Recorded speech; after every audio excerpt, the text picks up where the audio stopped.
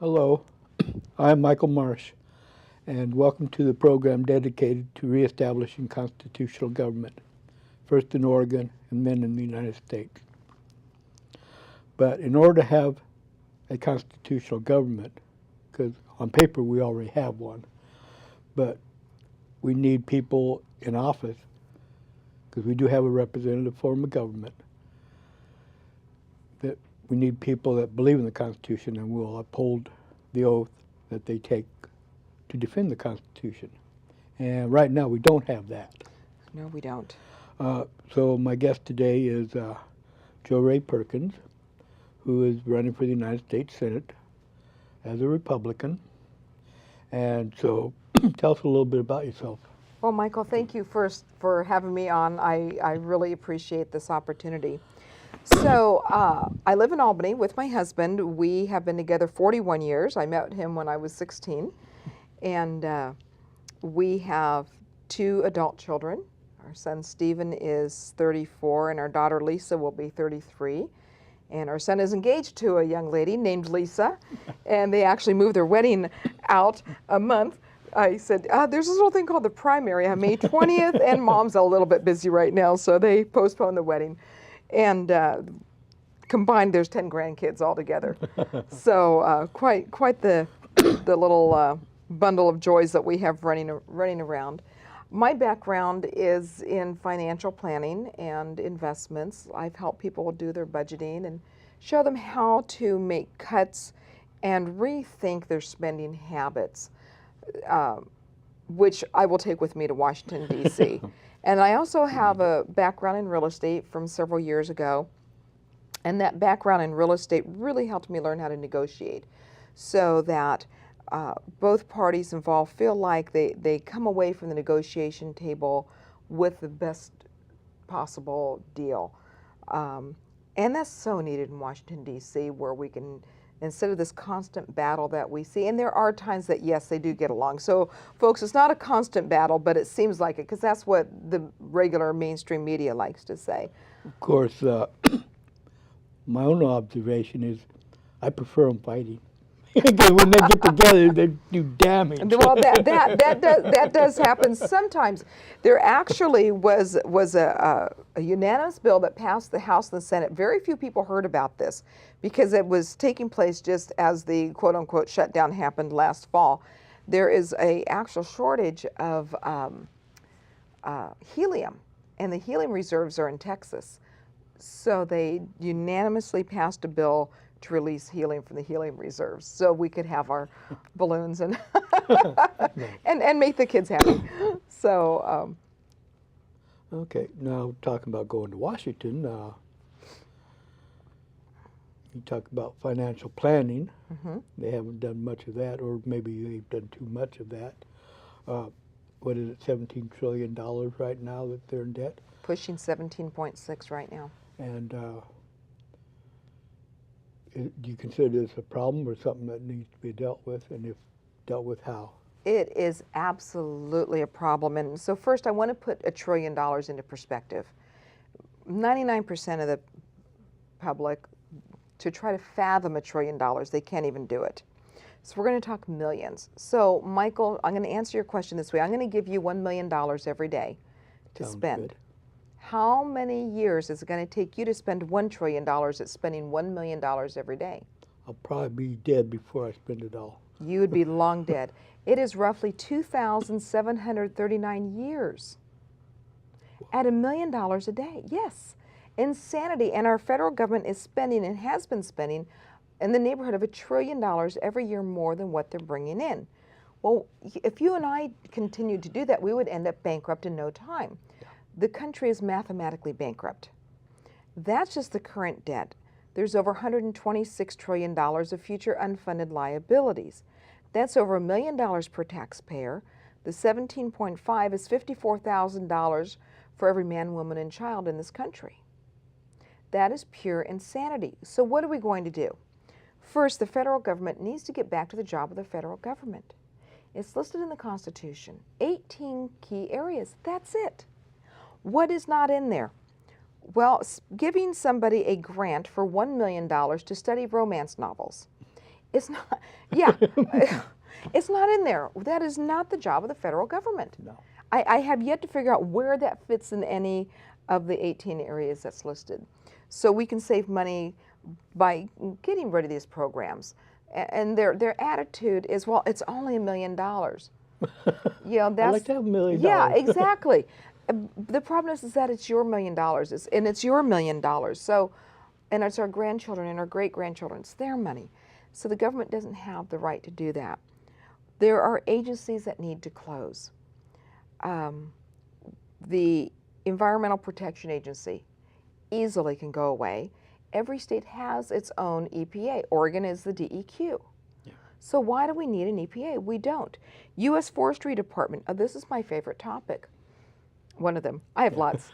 The U.S. Forest Department could go away. We have our own forestry department. Then people want to know, well, who's going to manage the forest? Well, how about the states where the land is sitting? In the Constitution, Article 1, Section 8, Clause 17 is very specific as to what land the federal government can own. 10 square miles, which is Washington, D.C., plus land for military use and other needful buildings, and this is land that they purchase, not take. Yeah. So now let's get that land back to the states. We can open up in Oregon the forest. That's going to create jobs. We create jobs, that creates revenue. We create revenue, the government gets more money. So we've got to create jobs. So that's how we start addressing this. Let's get rid of the agencies that are not part of what the Constitution says, and let's create favorable working conditions. And we're going to do that through a combination of releasing the ability to access our natural renewable resources and reduce regulations so people can open up jobs and create jobs, or open up businesses and create jobs. And, you know, that would also, if, like in Oregon, 54% of Oregon is controlled by the federal government. So that would help right there. Oh, that is huge. Josephine County, 70% of Josephine County is owned by the federal government. And Josephine County doesn't have much law enforcement. They don't have much of anything right now. They don't. They, for a short time, had laid off their entire sheriff's department except for the sheriff. The voters turned down a levy, to a law enforcement levy. Somehow the county managed to find some money, so they have 2 part-time deputies. And they stopped working, from my understanding. I could be wrong on this, so if I am, folks, feel free to correct me, but I was told this by, or heard this at a meeting from Lynn County Sheriff 2 nights ago, and he said they quit about midnight. So if something happens after midnight and there's nobody available unless they can get the sheriff out there, so the sheriff works long hours. But speaking of law enforcement, why does the Bureau of Land Management have a SWAT team? That is a great question. There are over 40,000 federal employees outside of the military who are licensed and who regularly carry firearms as part of their job. I have the list at home, and it is just, there is no reason for it. I was on Russian radio a few weeks ago, Russian Radio 7. These people, the Russian immigrants, Ukrainians, Slavic nations, they immigrated to this country to escape tyranny, to escape a communist style of governing. And when I told Vladimir Meltzer, who had interviewed me, about what was going on with Clive and Bundy. Yeah. What I didn't tell him before we went on the radio was about the snipers and the armed BLM employees. And when I told him, you should have seen the look of shock on his face. And so he editorialized, which was fine, and so he's explaining in Russian to the listeners. And of course they're concerned because this is the type of thing they escaped from. So they come here and they're in shock that this would happen. I'm in shock, and I'm a U.S. citizen, and most of them have become U.S. citizens now. So there's no excuse for that type of behavior. You're not out in the woods where you might come up against some drug runners or some wild animal to protect yourself. This was to take a U.S. citizen and treat him poorly. They clearly overreacted with what was going on. And I have a friend who lives down in Medford, and he was watching this all live on TV. And we were talking about, we had breakfast a couple weeks ago, and he's in tears. And he's going, Joe Rae, he said we were one click away from civil war. Yeah. Literally. He said if the wrong noise would have been made, he said it would have taken off with gunfire going. And this is not to be alarmist. This is just to be, folks, we need to know what's going on out there. This is not the way this country was founded. And this is exactly why our founders wanted us to have the Second Amendment right, was to protect ourselves against a runaway government. Which is why the government wants to take away our guns. Which is, exactly.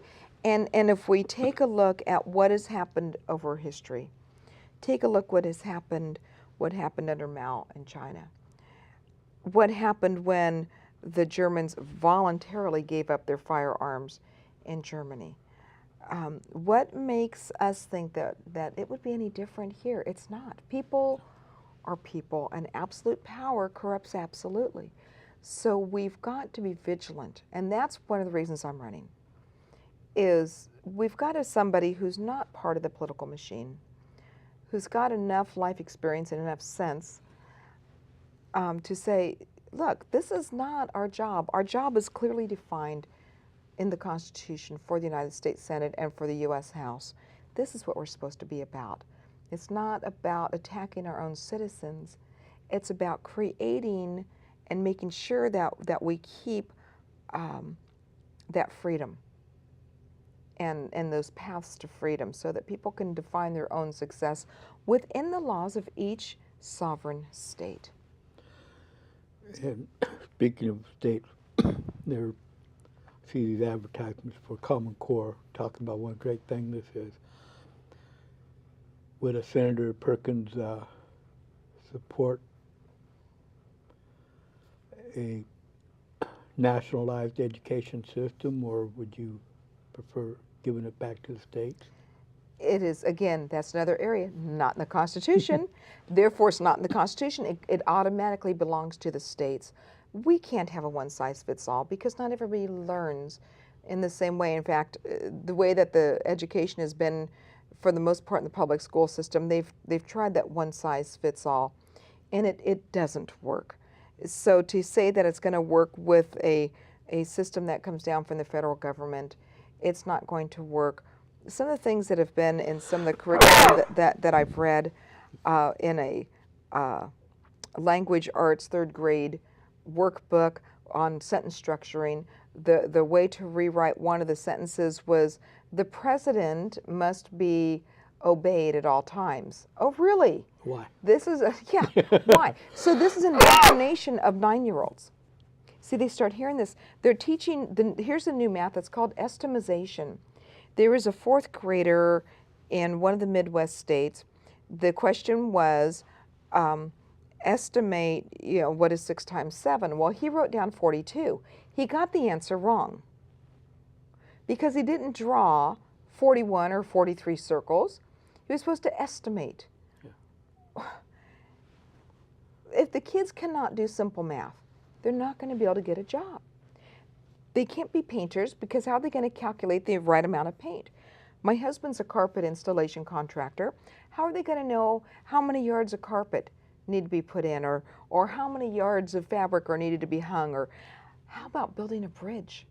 You've got to be able to do trigonometry and geometry, and if you don't have the basics of math down, we're sunk. Yeah. And so this Common Core is not good. We were blessed and had our kids in private school up until they went to middle school, and our kids were 2 years ahead of their peers. And it wasn't because they had smaller classes. It was because, and it wasn't because the teachers were paid more. They actually got paid half of what their public school teachers' peers got, and no benefits. What was the difference? The difference is they recognize that children are sponges. and they'll soak it up. They don't do that in the public school system. My grandkids don't even bring home homework hardly at all anymore. Yeah. So I take it you'd do away with the Department of Education. It needs to go away. Good.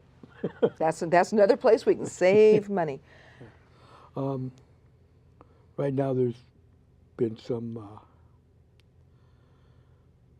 criticism of the IRS. Now, before Obamacare was passed, I think it was something like 85,000 pages of tax code. What do we do about that? The tax code or the IRS or both? Both? Well, I refer to them as the Infernal Revenue Service. Clearly, they are so far outside of what they're supposed to be doing. When they can go into somebody's business and shut them down because they're past due on their federal income tax as a business, how are they supposed to make money to even pay back that tax? It makes no sense whatsoever. Our founders were against an income tax. Many of them believed that it was immoral to tax a man or a woman on their labor. So to do that is wrong. I know I live in Oregon, so forgive me.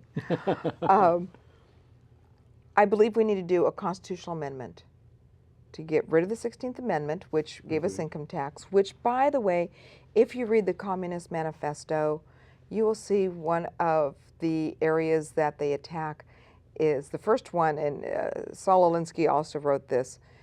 Number one was to take over the health care. Number three was to institute an income tax and tax people on their wages, and the more money you make, the more income tax you pay, which, again, makes no sense. But if we did a federal constitution amendment with a federal income tax, get rid of the income tax and replace it with a consumption tax of some form, with the maximum rate in there. So to pass an amendment is very difficult. This is nothing that is going to be done overnight. So we put that tax in there. It's a constitutional amendment, the maximum. Tie it to the GDP, similar to Oregon's kicker tax, right? We get this kicker refund. If more revenue comes in, we get money back, correct? I would do very similar with a federal income tax. GDP goes up by a certain percentage. This federal sales tax, and I know I just said income tax, federal sales tax automatically drops. That, one, greatly diminishes the IRS. Number two, automatically creates a balanced budget because they can't spend more than what's coming in. They can't raise the taxes because it's in the Constitution, so they cannot raise beyond what is in the Constitution. So it's a win-win situation. We don't tax food. We don't tax medical. And believe it or not, I actually had a doctor tell me tax medical. Doctor here in Salem at an event that I was at last fall told me that. People that are not making as much money, they aren't out there buying $80,000, $100,000 cars. They're most likely going to buy a lower end car or a used car, and the tax can be financed in, which is what happens in California and other states where there's a sales tax. So I think it would work. I think it would make a lot of sense to do it. The other thing that happens is because now we get to bring home almost all of our paycheck. The state can still have their income tax because that's a states' rights issue. It gives you more money to spend. Now when you have more money to spend, that gets the economy going, there's more people buying things, there's more jobs that are created, so we automatically improve the economy. That's good. I've been advocating abolishing that particular amendment for a long time. Yeah. And we did well until then, 1913 when it passed. 1913, and at that time it was 3%. It was supposed to be a temporary tax. So there's other candidates who advocate a flat tax. I think with a flat tax, we're still going to have the same problems. We still have to file our tax returns with the IRS. They're talking 15% flat tax. I just am not a big fan of that because I can just see this whole thing spiraling to where we are today. So that's why I advocate for what is called the fair tax. Okay, haven't talked about foreign policy yet, although foreign activity is pretty much in the news right now. Yes, it is. Obama, he used military force in Libya without congressional approval. Where do you stand on that type of behavior? He needs congressional approval, except for when our citizens are abroad and they're in imminent danger. What he didn't do was use military force in Benghazi. Yeah. It should have been there. Yeah. Should have been there immediately. There should have been no questions on that. It doesn't take that long to get a jet from Italy to Benghazi. The results, we will never know what would have happened. So to not make an effort where it is a clear, imminent, happening attack on U.S. citizens, whether they be civilians or employed by the government, is irrelevant. So we need to be ready to protect our citizens. And certainly the Commander-in-Chief has the authority to call that without congressional approval. But to go into war, and it doesn't matter to me if it's a Republican or a Democrat president, we have certain laws on the books for certain reasons. And those laws need to be adhered to. So anytime that we're going to deploy our military, it's got to be done with all of the leadership in the military, that the Secretary of Defense, the generals in our 5 branches of our military that would be involved, they need to say, yes, this is what we're going to be doing. We need to have a clear, thought out plan. And I know you served in the Army. Thank you very much. But we can't just be the world's police. Yeah, and one thing that bothers me is, the Constitution says declare war. Congress shall declare war. Right. But we haven't had a declaration of war since 1941. And but we've been pretty much at war ever since. Yes, we have. And so they did an end run around that, where the president can send military into an active battle zone for limited periods of time, and he can just keep renewing it. And that was the problem, as we know, with the Vietnam Wars. It was never declared a war. Our Desert Storm, Iraq, some of those, they may have been well-founded. I understand what was going on with Desert Storm. I understand what was going on with the war in Iraq after 9/11. I don't understand Afghanistan, other than we're trying to stop terrorism, but where's the rest of the world on this? Yeah, and why are we still there? I can see going in initially, destroy the Taliban, but why are we still there, 9 years later? Right, and it's interesting because the current president increased.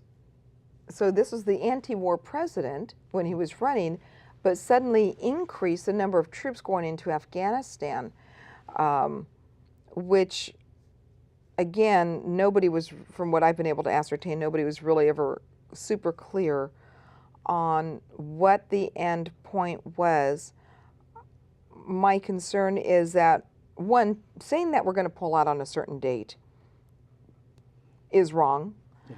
2, we're going to be leaving billions of dollars of military apparatus behind. Get it out of there. Yeah, because we know it's going to fall into the hands of the wrong people. Karzai is kind of our friend right now. There was just an election there, or getting ready to be an election. So we don't know who's going to be in leadership, who's not going to be in leadership. The entire Middle East and North Africa is a hotbed, and it is tribal fighting.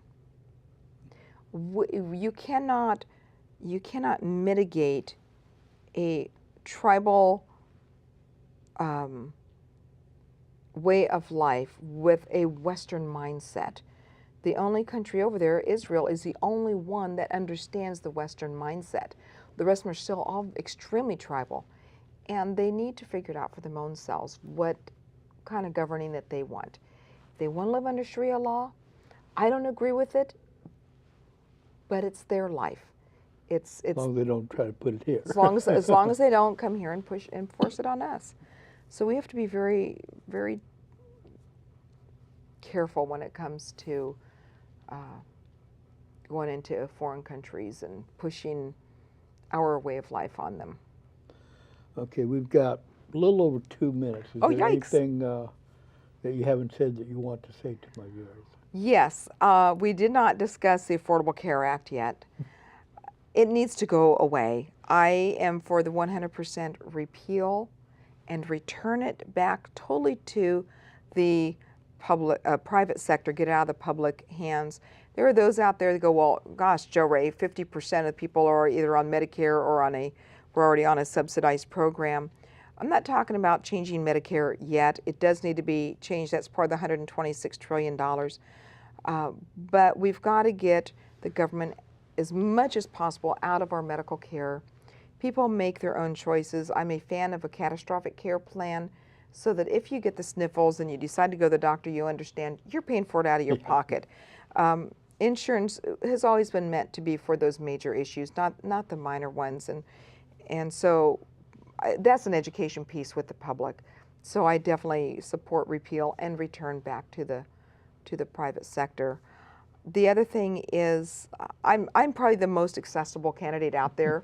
I'm the only one that actually put their personal cell phone number in the voter's guide. So viewers, if you have a question, call me. It's in the voter's guide. You can look it up and give me a call, and I actually answer the phone.